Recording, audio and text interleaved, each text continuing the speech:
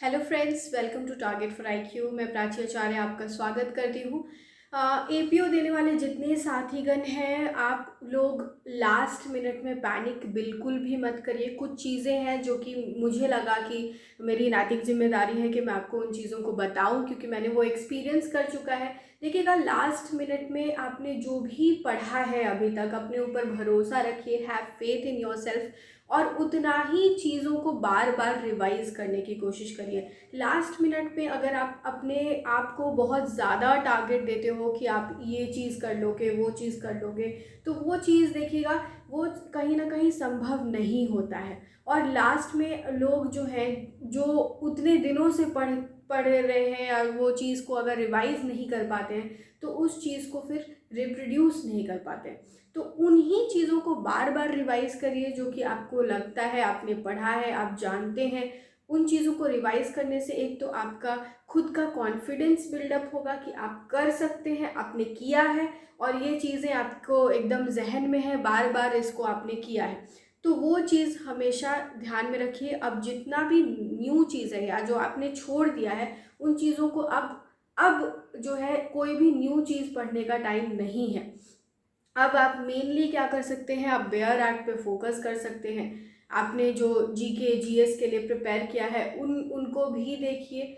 बाकी आपके जो बेयर एक्ट हैं, आपके जो इलस्ट्रेशंस हैं, आपके माइनर एक्ट के बेयर एक्ट हैं, इनफैक्ट सीआरपीसी के जो इम्पोर्टेंट टॉपिक्स हैं, उन चीज़ों को भी बार बार रिवाइज करने की कोशिश करिए।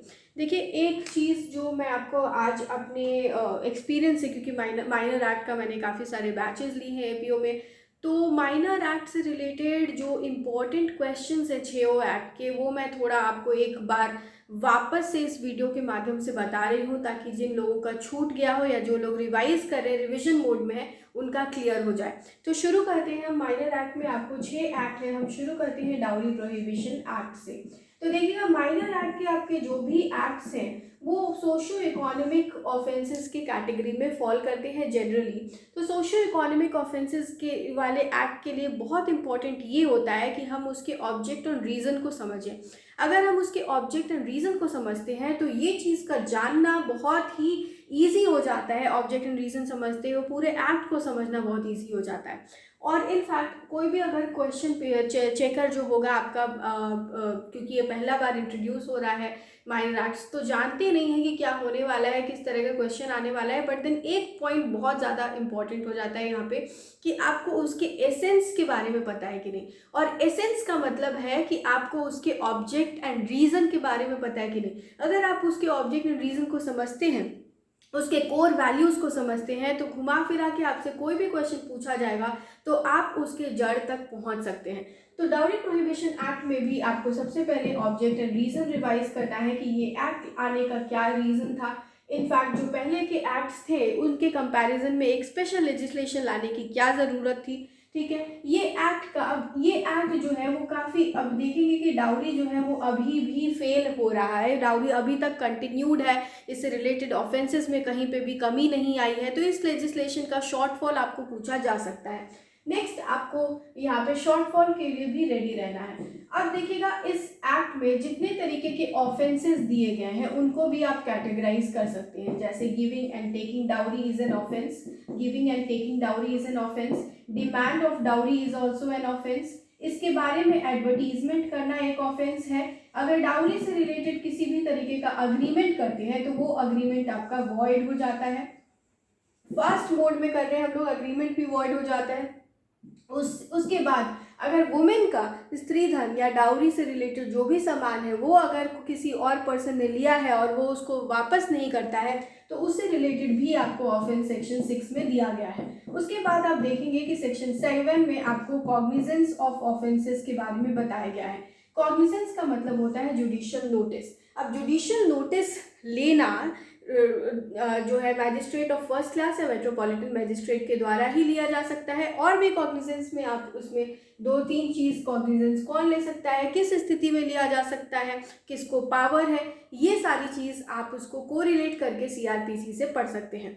अब आते हैं सेक्शन 8 में। सेक्शन 8 में आपको बताया गया है कि ये जो डाउरी प्रोहिबिशन एक्ट है वो किस तरीके का एक्ट है, क्या ये नॉन बेलेबल ऑफेंस है, क्या ये नॉन कंपाउंडेबल है, कॉग्निजेबल है। तो nature of dowry prohibition act आपको सेक्शन 8 में मिलता है। सेक्शन 8A जो है वो आपको सेक्शन 8A आपको बताता है कि डाउरी प्रोहिबिशन एक्ट में क्या प्रिजम्पशंस हैं। ये नेगेटिव काइंड ऑफ प्रिजम्पशन है। डाउरी लिया है, अगर कोई अक्यूज्ड है जिसके ऊपर सेक्शन 3 सेक्शन 4 का चार्ज लगता है, तो कोर्ट ऐसा मानेगी, शायद प्रिज्यूम करेगी कि उसने ऑफेंस किया ही है। उसके बाद हम देखते हैं सेक्शन 8B, जिसमें आपको डाउरी प्रोहिबिशन ऑफिसर के बारे में बताया गया है। सो डाउरी प्रोहिबिशन ऑफिसर के बारे में भी आप जब देखेंगे तो डाउरी प्रोहिबिशन ऑफिसर के क्या पावर्स हैं, उनको स्टेट गवर्नमेंट, सेंट्रल गवर्नमेंट किस तरीके से एम्पावर करती है, उनकी क्या क्या ऑब्लिगेशंस हैं, इस चीज़ को आप समझ सकते हैं। तो ये हो गया आपका डाउरी प्रोहिबिशन एक्ट। अगर आप इतना करते हैं, रिवाइज कर लेते हैं, तो आई डोंट थिंक कि आपको डरने की कोई ज़रूरत है। और यहाँ से आपको ज़रूरी ही, क्योंकि 6 एक्ट्स हैं, 6 एक्ट्स में कुछ ना कुछ चीज़ तो आपसे पूछा जाएगा ही। अब आते हैं नेक्स्ट टॉपिक पर। नेक्स्ट हम बात करते हैं SC/ST एक्ट की। ठीक है, SC/ST एक्ट में भी आपको सबसे पहले, क्योंकि SC/ST एक्ट में इम्पोर्टेंट जहाँ पे भी अमेंडमेंट हुआ है वो चीज़ आपके लिए इम्पोर्टेंट हो जाता है। तो आइए अब हम बात करते हैं scheduled caste and scheduled tribes prevention of atrocities act. अब इसमें हम अगेन बात करेंगे SC/ST एक्ट में भी इसके ऑब्जेक्ट एंड रीजंस की। ये एक्ट जो है ये क्यों आया, वाई, ठीक है, वाई, ठीक है। इसके प्रिएम्बल को भी आप जरूर देखेंगे। इसमें आपको एक्सक्लूसिव स्पेशल कोर्ट और स्पेशल कोर्ट के बारे में बताया गया है कि इनका एस्टैब्लिशमेंट किया गया है। तो इससे रिलेटेड आपको क्वेश्चन पूछा जा सकता है, एक्सक्लूसिव स्पेशल कोर्ट और स्पेशल कोर्ट कहाँ पे दिया गया है, उनके पावर्स क्या है, किसको ऑथराइज किया गया है, दोनों में अंतर क्या है, ये चीज़ आप बहुत क्लियरली समझ जाएंगे। वाई में आप एक और चीज़ समझते हैं कि ये एक्ट जो है अट्रॉसिटीज़, जो उनके खिलाफ अट्रॉसिटीज़ हो रही थी scheduled caste and scheduled tribe के द्वारा के खिलाफ, तो उन चीज़ों को रोकने के लिए कहीं ना कहीं ये एक्ट बना है।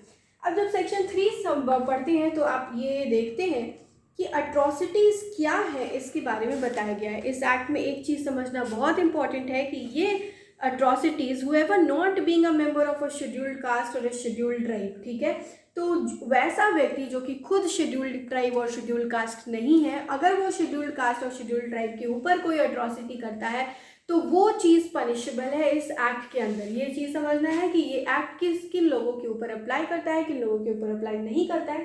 तो ये चीज़ भी समझना एक इम्पॉर्टेंट आपका हो जाता है। ऑब्जेक्ट एंड रीजन के बाद अट्रॉसिटी क्या है और इसको टैब्यूलर फॉर्म में किस तरीके से पढ़ना है, ये आप मेरे पहले वाले वीडियोस में देख सकते हैं, समझ सकते हैं, उसको टैब्यूलर फॉर्म में याद कर सकते हैं। ठीक है, उसमें किस तरीके की अट्रॉसिटीज़ दी गई है, सेक्शन 3 में कैसे क्लासीफाई किया गया है, वो ज़रूर ही पढ़ लीजिएगा।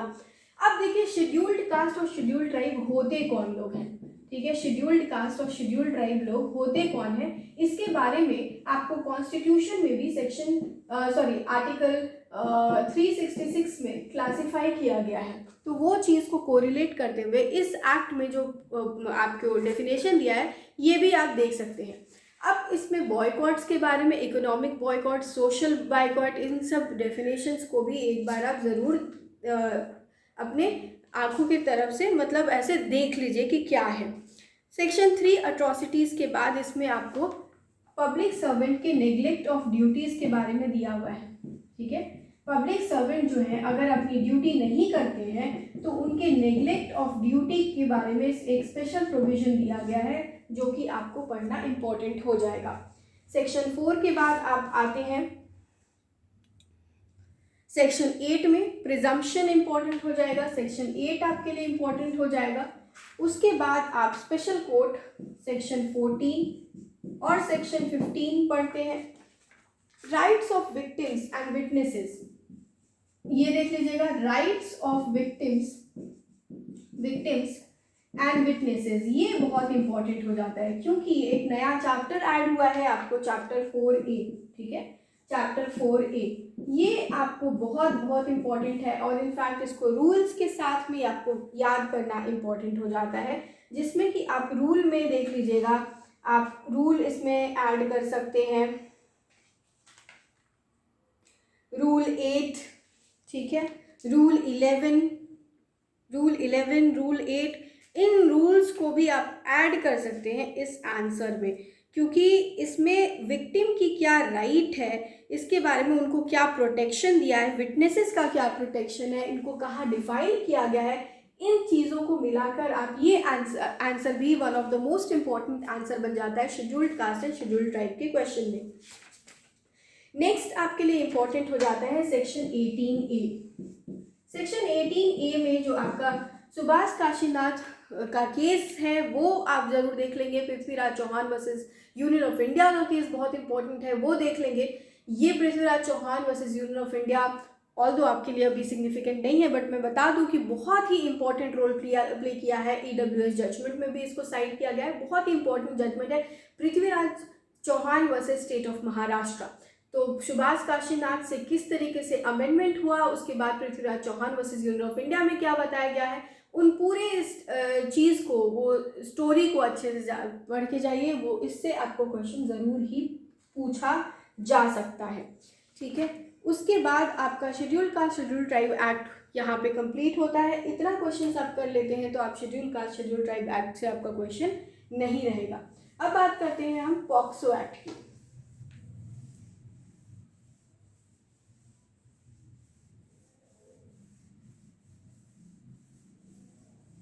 पॉक्सो एक्ट में आइए।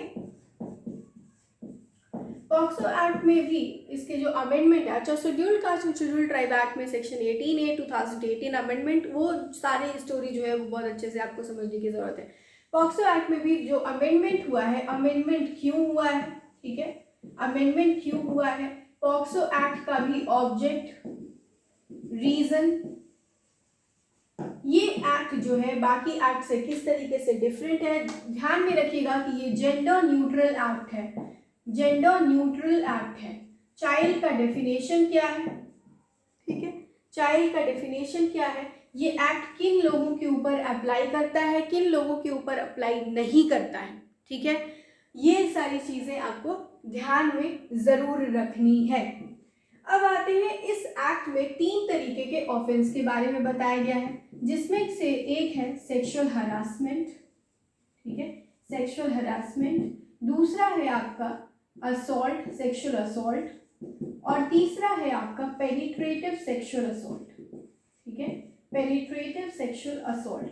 ये देख लीजिएगा, ये इस तरीके से मैंने क्यों बताया है, क्योंकि ये कह लें इन तीनों में सबसे कम ग्रेविटी का ऑफेंस है, उससे ज़्यादा ग्रेविटी का ये है, उसके बाद पेनिट्रेटिव सेक्सुअल असॉल्ट, और सारे का अग्रेवेटेड फॉर्म जो है वो ऑब्वियसली, और अग्रेवेटेड फॉर्म का मतलब ही है कि वो और हीनियस क्राइम है। अग्रेवेटेड फॉर्म का जो भी ऑफेंस इसमें दिया गया है वो वैसे लोगों के द्वारा किया गया है जिनको लोग जनरली गुड फेथ में समझते हैं कि ये लोग जो है वो हमारे गुड फेथ में टीचर है, रिलेटिव है, उन लोगों पे ट्रस्ट किया जाता है, फेथ किया जाता है, और अगर तब उन लोग इस तरीके से क्राइम करते हैं तो उनको और ज़्यादा पनिशमेंट मिलती है। उसके बाद चाइल्ड पोर्नोग्राफी के बारे में भी इसमें दिया गया है, ठीक है, चाइल्ड पोर्नोग्राफी के बारे में भी बताया गया है।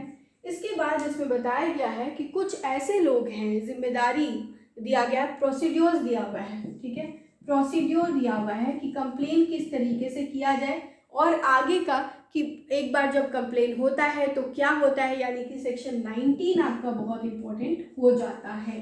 सेक्शन 19 डेफिनेटली बहुत बहुत इंपॉर्टेंट है, ज़रूर पढ़ के जाइएगा। उसके बाद आप वो चाइल्ड फ्रेंडली प्रोसीड्योर्स के बारे में भी पढ़िए, चाइल्ड फ्रेंडली इन्वायरमेंट क्रिएट करके उसके जो प्रोसीड्योर्स हैं वो ज़रूर देख लीजिएगा कि किस तरीके से स्टेटमेंट रिकॉर्ड किया जाता है, सेक्शन 24 कन्फेशन किस तरीके से रिकॉर्ड किया जाता है, 25 में दिया हुआ है, और भी कुछ इंपॉर्टेंट सेक्शंस उसको साथ में जोड़ के आप कर सकते हैं। जैसे कि आप जब चाइल्ड फ्रेंडली इन्वायरमेंट का जब वो करेंगे तब उसमें आप सेक्शन 37 सेक्शन 36 को भी ऐड कर सकते हैं कि जब उसका टेस्टिमनी लिया जाएगा तब अक्यूज्ड वहाँ पे नहीं प्रेजेंट होना चाहिए, इन कैमरा प्रोसीडिंग हो सकता है, जो लोग जो पुलिस ऑफिसर उनकी स्टेटमेंट लेंगे एट द टाइम सेक्शन 24 में वो पुलिस ऑफिसर जो है वो अपने ड्रेस में नहीं होंगे, मतलब ऐसा इन्वायरमेंट क्रिएट करना कि बच्चा जो है वो कहीं पे भी एक्सप्लॉयटेड फील ना करे और उसको डर का एहसास ना हो। अब स्पेशल कोर्ट्स के बारे में भी आप देख सकते हैं, स्पेशल कोर्ट्स भी इसमें इम्पोर्टेंट है। किस कोर्ट को पावर दिया गया है, क्या पावर दिया गया है, स्पेशल कोर्ट्स के बारे में भी पढ़ लीजिएगा। मेडिकल एग्जामिनेशन, ये सब चाइल्ड फ्रेंडली प्रोसीड्योर में आपका एक मेडिकल एग्जामिनेशन करके भी है, ठीक है। मेडिकल एग्जामिनेशन किस तरीके से होगा, किसके प्रेजेंस में होगा, वो चीज़ भी आप देख सकते हैं। नेक्स्ट आपको है स्पेशल कोर्ट। स्पेशल कोर्ट का पावर एंड प्रोसीड्योर बोथ, यानी सेक्शन 88 सेक्शन 33 बहुत बहुत इम्पोर्टेंट है। तो ये सब कुछ इम्पोर्टेंट आपके इसमें प्रोविजंस हैं पॉक्सो एक्ट में। ये क्वेश्चंस आप कर लेंगे तो मोर और लेस आपका पॉक्सो एक्ट कंप्लीट हो जाएगा, ठीक है। देखिए मेजरली आपको क्या करना है, मेजरली आपको ऑब्जेक्ट एंड रीजन जानना है।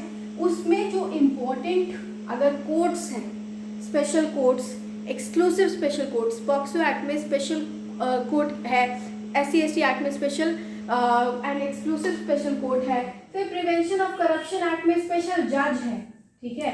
जज को क्या पावर है, वो किस तरीके से जजमेंट पास कर सकते हैं, वो देखिएगा। प्रिवेंशन ऑफ करप्शन एक्ट में जो स्पेशल जज होते हैं वो उनकी जो क्वालिफिकेशन है वो सेशंस जज, एडिशनल सेशन जज, असिस्टेंट सेशन जज की होती है। लेकिन जो ट्रायल होता है, कंडक्ट किए जाते हैं, ट्रायल प्रोसीडिंग्स जो होती हैं वो वारंट ट्रायल के जैसा कंडक्ट किया जाता है, ठीक है। तो क्वालिफिकेशन सेशंस जज वाली ट्रायल जो है वो किस तरीके से कंडक्ट होगा, तो वारंट ट्रायल के जैसा कंडक्ट होगा। उसके बाद जो पनिशमेंट की पावर जो दी गई है वो जनरल प्रोविजंस में डिस्ट्रिक्ट जज के जैसा ट्रीट होता है। तो इस तरीके से आप स्पेशल जज के पावर्स को भी डेफिनेटली कर लीजिएगा। प्रिवेंशन ऑफ करप्शन एक्ट में ही जो हमारा अगला एक्ट है प्रिवेंशन ऑफ करप्शन एक्ट है। इसमें सबसे पहले तो आपको पब्लिक सर्वेंट कौन होता है, ठीक है। ऑब्जेक्ट एंड रीजन के बाद ऑब्वियसली अब मैं बार बार ऑब्जेक्ट एंड रीजन नहीं बता रही हूँ। ऑब्जेक्ट एंड रीजन अभी तक आप समझ गए होंगे कि हर का आपको ऑब्जेक्ट एंड रीजन करना है। पब्लिक सर्वेंट किसको कहते हैं, ठीक है, पब्लिक सर्वेंट किसको कहते हैं, ये बहुत इंपॉर्टेंट है। ये चीज़ आप जान लीजिए कि पब्लिक सर्वेंट का डेफिनेशन जितना ही बड़ा होगा, प्रिवेंशन ऑफ करप्शन एक्ट का जो आपका प्रोसीड्योर है, जो लोग जिसके ऊपर एप्लीकेबल है, पब्लिक सर्वेंट के ऊपर एप्लीकेबल है, तो पब्लिक सर्वेंट का डेफिनेशन जितना वाइडर होगा उतनी रिस्पॉन्सिबिलिटी उनकी बन जाती है। तो पब्लिक सर्वेंट का डेफिनेशन इसीलिए बहुत बहुत इंपॉर्टेंट है। अनड्यू एडवांटेज किसको कहते हैं, ठीक है। ये डेफिनेशन इसलिए इंपॉर्टेंट है क्योंकि अनड्यू एडवांटेज से रिलेटेड आपको सेक्शन 11 और सेक्शन 12 में चार्ज दिया हुआ है, जिसके बारे में क्वेश्चन पूछा जा सकता है क्योंकि ये अमेंडमेंट के थ्रू आया है। पब्लिक सर्वेंट का डेफिनेशन में आप ये जरूर लिखेंगे कि पब्लिक सर्वेंट और गवर्नमेंट सर्वेंट में क्या अंतर है, ठीक है। ये आपका आंसर को और बेहतर बना सकता है। अनड्यू एडवांटेज के बाद आप लिखेंगे इसमें एक्ट में देखेंगे कि स्पेशल जज के बारे में दिया गया है। तो स्पेशल जज से रिलेटेड आपका सेक्शन 3 से लेकर सेक्शन 6 तक दिया हुआ है, ये भी आपको इम्पोर्टेंट है। फिर आप आते हैं ऑफेंस की कैटेगरी में। ऑफेंस में आप सेक्शन 7 जो कि पब्लिक सर्वेंट के ऊपर के बारे में आपको दिया गया है। फिर आप आते हैं सेक्शन 8 जिसमें बताया गया है कि अगर पब्लिक सर्वेंट को कोई ब्राइब कर रहा है तो वो पर्सन भी लायबल है, ठीक है। तो ये दोनों में अंतर आप जरूर देख लेंगे, ये ऑफेंस में आपको आ जाएगा। 11-12 हमने कर लिया। 13-14 आपको क्रिमिनल मिसकंडक्ट के बारे में बताया गया है। क्रिमिनल मिसकंडक्ट के बारे में आपको इसमें बताया गया है। तो क्रिमिनल मिसकंडक्ट क्या होता है, उससे रिलेटेड आपको पनिशमेंट क्या है, वो भी आपके लिए इम्पोर्टेंट हो सकता है। नेक्स्ट आप देखेंगे, आपको नेक्स्ट सब जो इस एक्ट का सबसे इम्पोर्टेंट है वो है सेक्शन 19 जिसमें सैंक्शंस के बारे में बताया गया है। सैंक्शन का मतलब होता है प्रीवियस अप्रूवल। तो प्रीवियस अप्रूवल लेना है, किस कंडीशन में लेना है, अगर वो रिटायर हो चुका है तो लेना है कि नहीं लेना है, इन सारी चीज़ों का आंसर आपको सेक्शन 19 में मिलता है। सेक्शन 19 को डेफिनेटली समझ लीजिएगा क्योंकि सैंक्शन नहीं लेने पे यानी प्रीवियस अप्रूवल अगर नहीं लिया गया है तो इनफैक्ट वो ट्रायल को ही वॉइड करार दिया जा सकता है, ठीक है, तो ये चीज़ को भी आपको ज़रूर समझना है। सेक्शन 20 में प्रिजम्पशन दिया गया है, प्रिजम्पशन को भी जरूर देख लीजिए। सेक्शन 21 पे आपको इम्पोर्टेंट हो जाता है क्योंकि वो कॉम्पिटेंट विटनेस के बारे में आपको दिया गया है। ठीक है, इतना अगर आप कर लेंगे तो आपका ये प्रिवेंशन ऑफ करप्शन एक्ट भी कंप्लीट हो जाता है। अब हम लोग आते हैं आर्म्स एक्ट पे।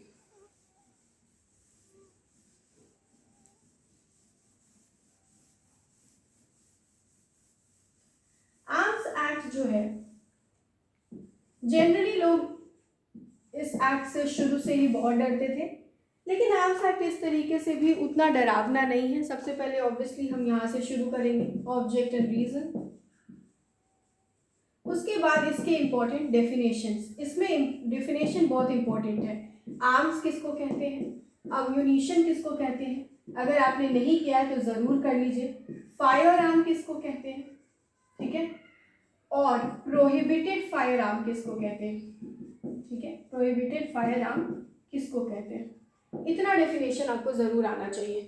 अब आते हैं सेक्शन 3 में। सेक्शन 3 जिसमें बताया गया है कि फायर आर्म को अगर आप रखना चाहते हैं, पोजेस करना चाहते हैं, एक्वायर करना चाहते हैं, ट्रांसपोर्ट करना चाहते हैं, सेल करना चाहते हैं, या किसी भी तरीके का इंगेजमेंट पोजेशन है आपके पास, तो उसके लिए आपको लाइसेंस का ज़रूरत है। लाइसेंस के बिना आप फायर आर्म का पोजेशन नहीं कर सकते हैं। लाइसेंस जो है वो आपको 2 आर्म का ही मिल सकता है। ये जो है वो अमेंडमेंट 2019 में आपको आया है with effect from 2019। Initially it was 3 था, उसको अब 2 कर दिया गया है। यहाँ ये वर्ड जो है लाइसेंस, इस एक्ट का बहुत बहुत इंपॉर्टेंट वर्ड है, और लाइसेंस के प्रोसीड्यूर्स वगैरह के बारे में आपको डेफिनेटली पढ़ना है। सेक्शन 4 भी आप देख लीजिएगा, सेक्शन 4 भी आपको इम्पोर्टेंट हो सकता है। फिर आपको सेक्शन 8 इम्पोर्टेंट है, इसमें सेक्शन 9 इम्पोर्टेंट है। सेक्शन 9 इसलिए इम्पोर्टेंट है क्योंकि इसमें दिया गया है कि किन लोगों को लाइसेंस नहीं मिल सकता है, ठीक है।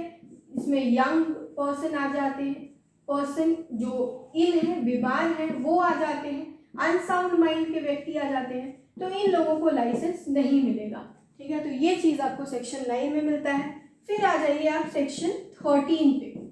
Section 13, section 14, licence, grant of licence, refusal to grant licence, very very important section. Section 15, duration of licence, ठीक है। अब आप सेक्शन 17, क्या लाइसेंस आपको मिलने के बाद उसको वैरी किया जा सकता है, सस्पेंड किया जा सकता है, रिवोक किया जा सकता है, किस केसेस में किया जा सकता है, किस केसेस में नहीं किया जा सकता है, ये सारी चीज़ आपको सेक्शन 17 में मिलेगी। तो सेक्शन 17 भी इसलिए आपको इम्पोर्टेंट है। नेक्स्ट है आपका कि power of police officer, power of magistrate. क्या पावर है, कॉन्फिस्केट करने का, आपसे डिमांड करने का कि क्या आपके पास लाइसेंस है कि नहीं है। तो ये पावर, सर्च एंड सीजर का पावर, इन सब चीज़ों को आप एक बार ज़रूर देख लें। फिर आपको है पनिशमेंट से रिलेटेड, तो सेक्शन 25 भी आपका एक इम्पॉर्टेंट हो जाता है, जिसमें आपको सारे पनिशमेंट दिए गए हैं। जितने भी तरीके के ऑफेंसेस के बारे में इस एक्ट में डील किया गया है, सबके पनिशमेंट्स जो है वो सेक्शन 25 में दिए गए हैं, तो वो पनिशमेंट आप देख सकते हैं।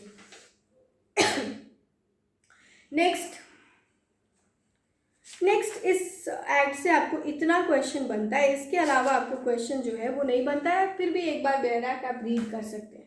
एक्सप्लोसिव सब्सटेंस एक्ट में क्या, एक्सप्लोसिव्स क्या होता है, एक्सप्लोसिव सब्सटेंस एक्ट के ऑब्जेक्ट एंड रीजन, और जो इसके इम्पोर्टेंट ऑफेंस है उसको देख लीजिए। इतना अगर आप कर लीजिएगा तो आपका माइनर एक्ट से क्वेश्चन नहीं छूटेगा, ठीक है।